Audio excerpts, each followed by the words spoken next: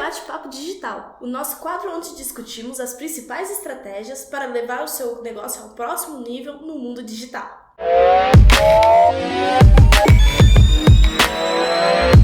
Eu sou Stephanie Forler.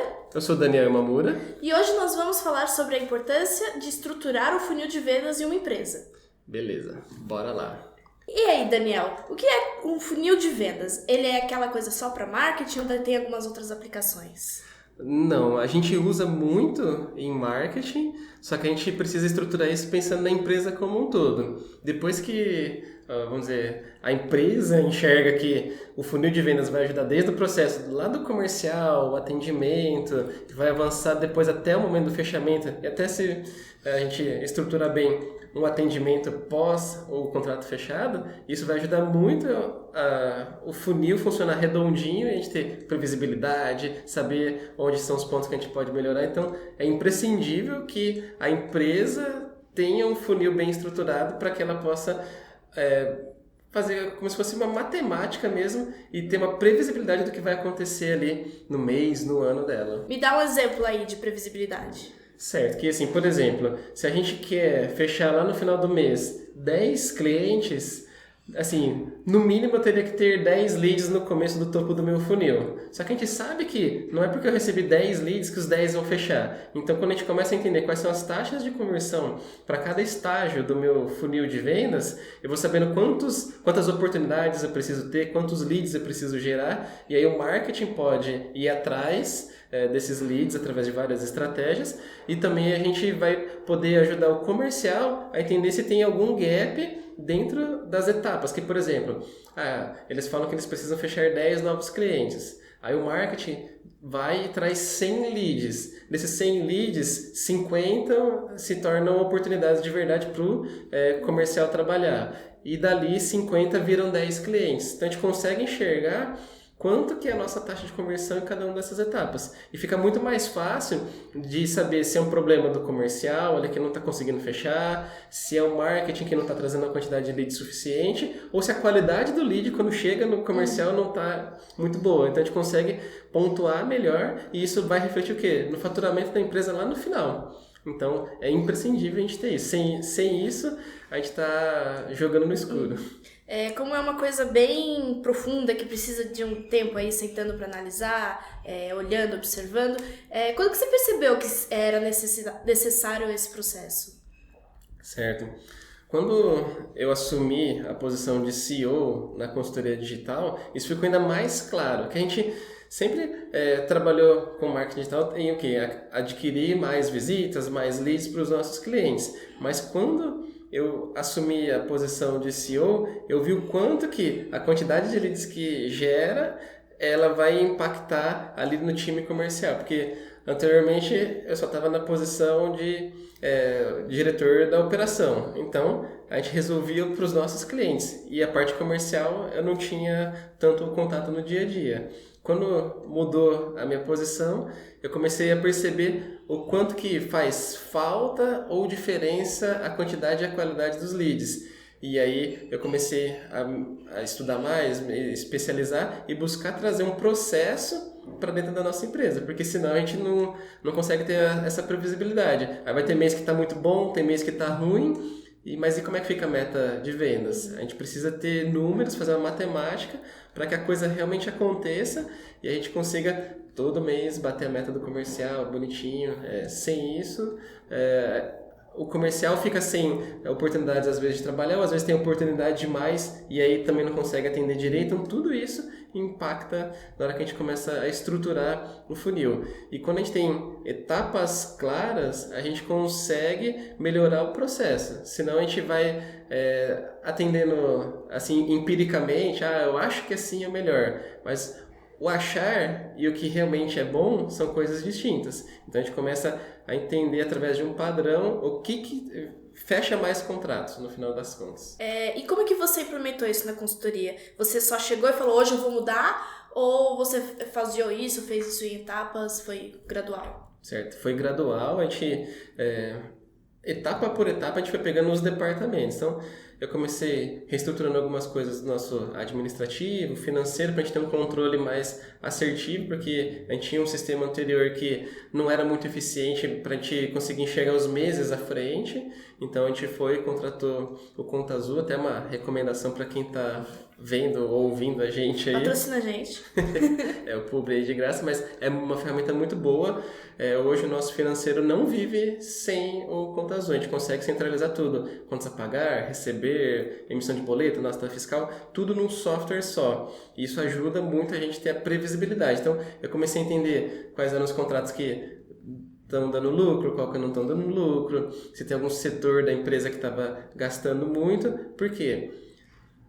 A partir dessa análise, eu comecei a entender qual que era o período mínimo que o cliente tem que ficar na agência para a gente falar, pô, esse cliente aqui está dando realmente lucro. Porque pro nosso negócio, como os primeiros meses a gente tem mais reuniões, mais atendimento e a gente tem que gastar mais energia, ou seja, mais horas dos nossos profissionais, os primeiros meses a margem de lucro ela é bem menor. Então, hoje a gente sabe que para um cliente dar um lucro ok, um projeto dar um lucro ok, ele tem que ficar no mínimo 6 meses dentro da casa, para a gente, dentro dos que a gente colocou de meta, considerar como um projeto que financeiramente falando foi satisfatório. Então, depois que a gente pegou e organizou essa parte administrativa, eu comecei aí efetivamente a pensar mais no funil da nossa estrutura da empresa.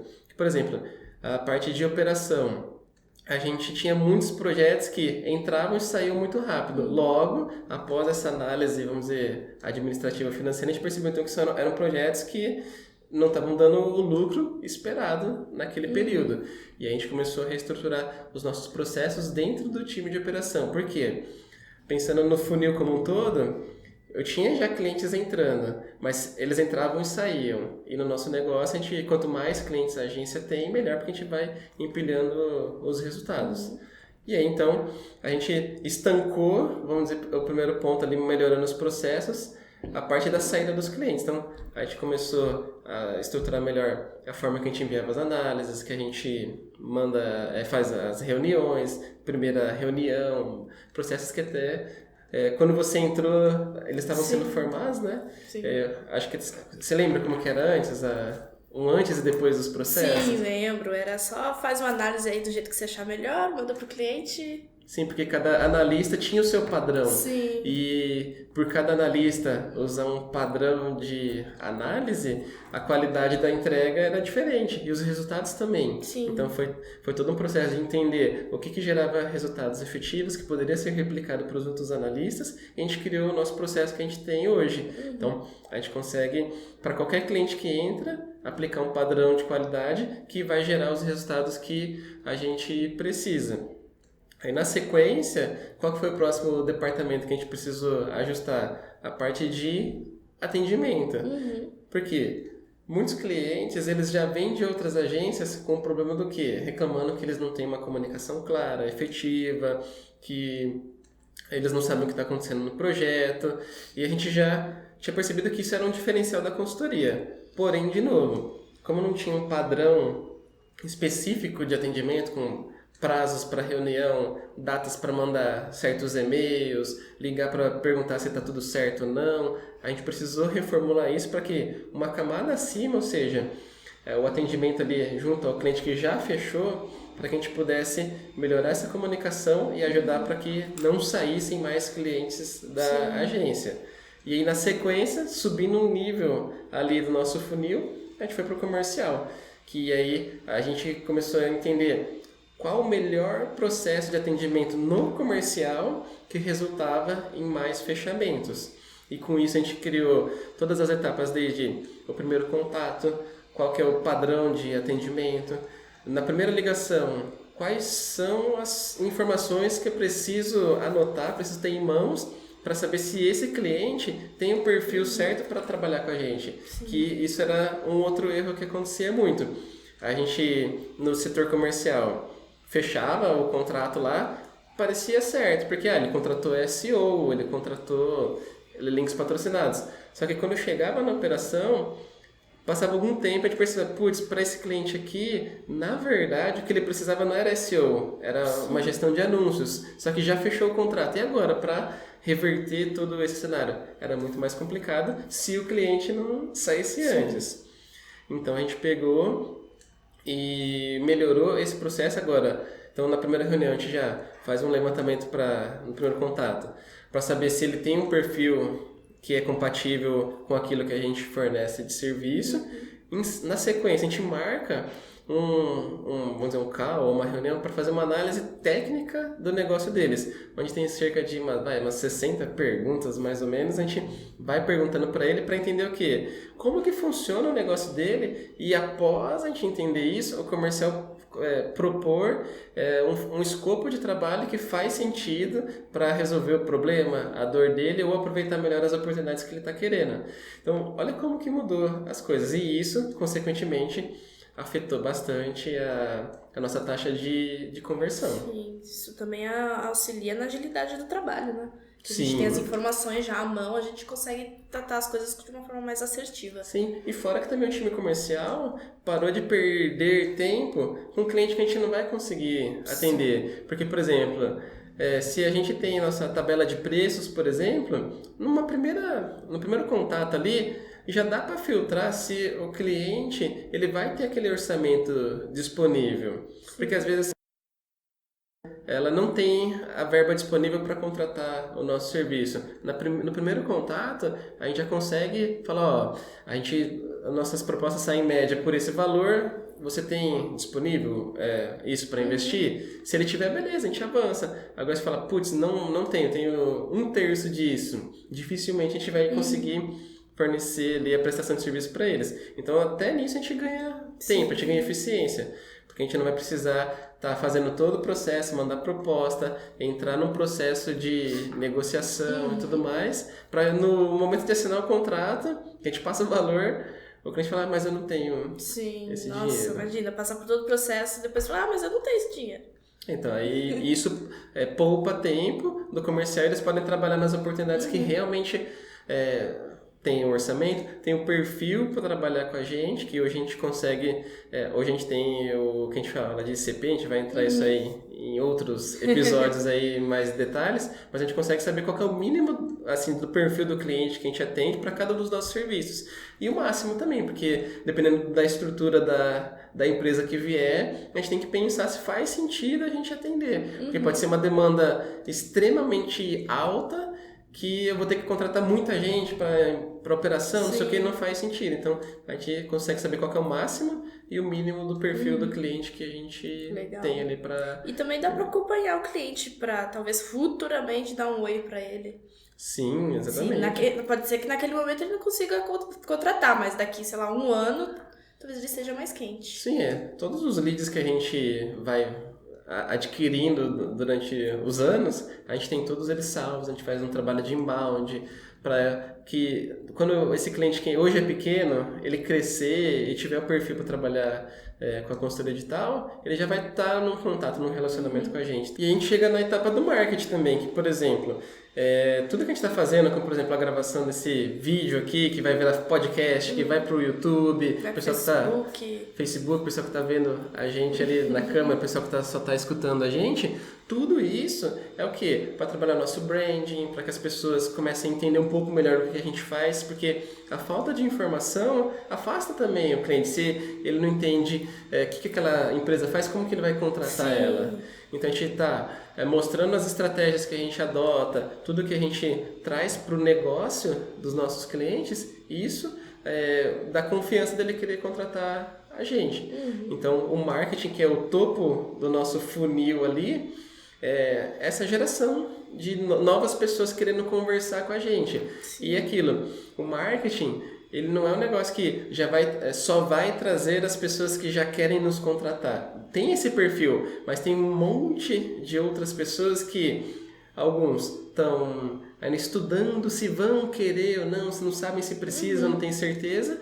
A gente vai impactar eles através das nossas ações. E também tem aquele público que nem sabe que precisa, mas através de algum material que a gente cria, abordando tópicos que não são só falando das ações diretas do marketing, como por exemplo, esse episódio aqui. Eu sei que tem muitos profissionais de marketing que vão acabar escutando, mas também vão ter profissionais que estão na área administrativa, gestão da empresa, líderes, e esse material vai servir para eles entenderem por que é tão importante estruturar o funil ali de vendas e, consequentemente, podem vir querer falar com a gente. Sim. Certo, falei demais, já expliquei como que a gente aplicou isso na consultoria, mas isso que a gente aplica aqui, a gente aplica para os nossos clientes. Né? Aquilo que a gente vive e sabe que dá certo, a gente aplica para os nossos clientes.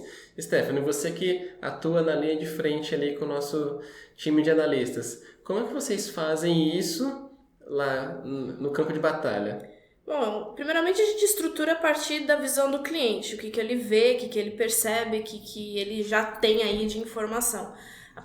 Depois disso, a gente já tem um funil, um rascunho assim de funil padronizado, criado ali, e com o dia a dia, com as análises de analytics, as análises de resultado de ação, entre outras coisas, a gente vai observando como que é o comportamento do usuário ali no site do cliente, seja na loja ou no site institucional, ou nas redes sociais, ou em outras coisas, para entender como é que essa pessoa funciona ali dentro. A gente faz pesquisas de mercado também, que são muito importantes na hora de estruturar o funil, pega médias de mercado para poder pegar taxas de conversões, entre outras coisas, e a partir daí vai montando esse funilzinho. Quantas visitas eu preciso trazer para o site para que tenha pelo menos uma compra? Avaliar, isso daí tá um valor ok ou eu preciso melhorar ou tem algum problema aí no meio? E aí a gente vai fazendo a qualificação, vai fazendo a jornada de compra, vai fazendo todo esse funilzinho para as pessoas visitando o site irem passando cada vez mais pro funil e trazer as vendas especificamente aí pro cliente. Ou seja, a gente consegue ter um pouco de previsibilidade daquilo que a gente está fazendo. Por exemplo, eu tô com um cliente agora recente que eu vou ter uma reunião, ele falou, eu quero trazer tráfego pro meu site. De acordo com o funil, quanto que eu preciso investir no anúncio pago? Você vai precisar, para trazer 1.000 visitas, você precisa investir isso daqui, e a cada 1.000 visitas, 2 pessoas vão te mandar um e-mail. Pela projeção que a gente já pegou, e essa é a previsibilidade que a gente vai ter. E aí a gente consegue até definir metas mais assertivas, né? Porque um dos grandes problemas que a gente tinha no passado era o desalinhamento da expectativa, que o cliente achava que a taxa de conversão dele era super alta, mas quando a gente pegava para ver os números, na verdade não era desinformação. Ele tinha uma noção de que fechava muito. Sim. E aí isso a gente consegue fazer toda essa previsão de quantos acessos precisa trazer para a loja, para o site, quantos que vão pedir orçamento ou comprar o produto. Exatamente. Qual que vai ser o ticket médio e, consequentemente, qual que vai ser o possível faturamento do cliente com base naquelas ações que a gente está fazendo. Sim, a gente também consegue traçar novas ações para melhorar esses números. Sim, é o principal, né? Que assim, tem gente que acha que marketing é uma coisa meio empírica, assim, eu acho que assim, no meu feeling eu vou por aqui, mas cada vez mais, com tantas ferramentas que a gente tem de dados, a gente consegue ser orientado a dados. Sim, aí não é mais empírico, aí a gente consegue argumentar e ter uma base real disso. Sim, o marketing com a matemática, qual que é o termo que você fala, né? Martech. Martech. A gente consegue fazer várias contas para que a gente consiga chegar ali a objetivos mais alcançáveis, mais atingidos, e saber se a gente precisa fazer um esforço maior ou não, um investimento maior ou não, se a gente está pagando caro às vezes por uma ação ou não. Exatamente. Se mesmo tendo resultado, se o cliente está tendo lucro com isso, que gerar leads e conversões é uma coisa, e ter lucro é outra. É por isso que é muito importante os clientes abrirem o jogo para as agências de marketing e falarem os números reais. Sim, porque isso é uma informação que às vezes só está com o financeiro. Sim. Às vezes nem o próprio time de vendas sabe qual que é a margem de lucro e tudo mais. Só que se a gente tem acesso a essa informação, a gente consegue fazer o negócio do nosso cliente ser mais lucrativo. Exatamente. Pode acontecer, nossa, que legal, eu estou adquirindo cliente por R$5. Mas na real, R$5 já é prejuízo. Exatamente. Então, a gente tem que ter o máximo de informações, né, para a gente poder fazer o nosso trabalho da forma mais assertiva possível. E aí, Daniel, momento plano de ação. Cheguei numa empresa, preciso organizar o funil comercial. O que eu preciso fazer? Certo. Comercial é de toda a empresa. De toda a empresa. Primeiro, a gente tem que mapear os processos que existem, porque, claro, tem essas fatias macro de qualquer funil, como leads, oportunidades e vendas, mas às vezes dentro de cada dessas etapas do funil, existem vários pequenos processos. A gente saber todos esses processos que acontecem dentro da nossa empresa é o primeiro passo para a gente saber onde que eventualmente possa ter um gap na taxa de conversão. Então, primeiro ponto, mapear tudo. Depois, não tem como, é buscar conhecimento cada vez mais. Às vezes a gente acha que a gente vai resolver isso por conta própria, e pode acontecer, não duvido que tem pessoas que vão ter essa capacidade, mas se você quer ganhar velocidade, é pegar, estudar o que está dando certo em outras empresas, cases de sucesso em diversos lugares. Isso vai fazer com que a gente ganhe tempo, muita velocidade para melhorar os nossos processos. Que nem lá no começo, quando eu percebi essas deficiências, a primeira coisa que eu fui fazer foi participar de eventos, treinamentos, de todos os setores comerciais, atendimentos, porque na minha posição de gestor da empresa, eu precisava ter essa velocidade porque eu tinha a meta comercial para bater ali financeira da empresa. E, consequentemente, eu precisava entender muito mais rápido cada um dos pontos do que testa, erra, volta. Sim. Claro que vão ter vários testes, não estou falando que não vai ter testes, mas a gente ganha muita velocidade se a gente pega algumas boas práticas de mercado e já aplica na empresa. Até porque muitas pessoas já testaram e já erraram. Exatamente. E aí o próximo ponto, principalmente se você aí que está ouvindo, assistindo a gente, está numa posição de liderança, tem que colocar isso como uma prioridade, porque vai requerer tempo de alguém, não necessariamente você, mas num primeiro momento seu, para dar esse norte na posição de gestor e líder, e também requer investimento, seja nesses treinamentos, seja em algum software, seja na melhoria ali dos processos internos, às vezes precisa trocar hardware. Quantas vezes a gente não vê que, uma tarefa está demorando para ser executada? Por quê? A máquina demora muito para renderizar o vídeo que vai para o YouTube, demora 3 horas. Não pode demorar 3 horas para renderizar um vídeo de 10 minutos. Então a gente vai e adquire um novo hardware para que isso vá melhorando todos os processos. Claro que a gente está falando de um processo de operação, mas isso se aplica, que nem eu falei, a contratação do Conta Azul fez uma diferença enorme. Só com um investimento de poucos reais ali por mês, eu tenho um controle muito melhor que eu não sei nem como contabilizar quantos por cento isso traz de retorno para a empresa em horas ganhas na parte da administração financeira. Então, vai requerer tempo e um pouco de investimento também para a gente melhorar. E o próximo ponto, depois que você mapeou e está vindo melhorando os processos, você só vai saber que está melhorando a eficiência desses processos se você mensurar. Se você não mensurar quantas visitas chegam no seu site, na sua loja, quantos pedidos de orçamento estão entrando, quantos orçamentos estão virando reais oportunidades, ou seja, oportunidades quentes, das oportunidades quentes, quantos estão convertendo em clientes, e desses clientes, pensando no lifetime value, ele, o tempo que o cliente vai trabalhar com você e quanto ele vai investir, tá lucrativo? Tá lucrativo segundo a sua expectativa? Sim. Você queria que ele ficasse realmente esse tempo, investisse esse valor? Tudo isso você deve mensurar e analisar, porque aí você consegue, trabalhando em cima dos dados e melhorando todo o processo, e vai ficar show de bola o seu funil. Parece complicado, mas quando você vai etapa por etapa, mapeando, mensurando e aprimorando, isso fica fácil. Você vai criar os seus indicadores de sucesso, pode ser o seu faturamento, sua lucratividade, enfim, cada empresa tem o seu indicador de sucesso, essas são algumas sugestões, e isso vai dar certo. E vira meio que um processo natural e lógico, né? Sim, é o processo de melhoria contínua. Se a empresa está há muitos anos fazendo tudo do mesmo jeito, é bom parar, rever um pouco ali, porque o mercado vem evoluindo, tem coisas novas que vão ajudar as empresas a melhorar muito o seu processo comercial, de atendimento, enfim, E se a empresa não fica ligada, ela fica para trás. Aí o concorrente vem e passa por cima. Exatamente. É isso, só para acho que fechar, tá aberto a esses testes. Vamos dizer, uma coisa que não é nem uma etapa do processo, mas é o processo como um todo, né? Testar coisas novas. Já teve software que a gente testou e não deu certo, a gente descartou. E faz parte. Faz parte. É testar, não ter medo de errar. Se errou, testa outro caminho e paciência, vamos lá. Sim, é só saber o quanto que o erro vai custar e quanto que vai custar para voltar, mas aquilo. Normalmente você consegue prever isso. Você não troca tudo de uma vez, até mesmo para trocar o software financeiro. Eu testei, 1, 2, 3, no terceiro eu achei. Não ser impulsivo. Exatamente. E tipo, eu não larguei do dia pra noite, ainda fui testando.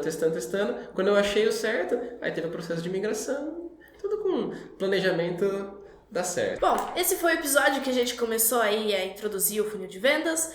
Nos próximos episódios vamos nos aprofundar um pouquinho mais, explicar mais cada etapa para poder fazer esse funil bem mastigadinho para todo mundo. Eu sou a Stephanie Forler.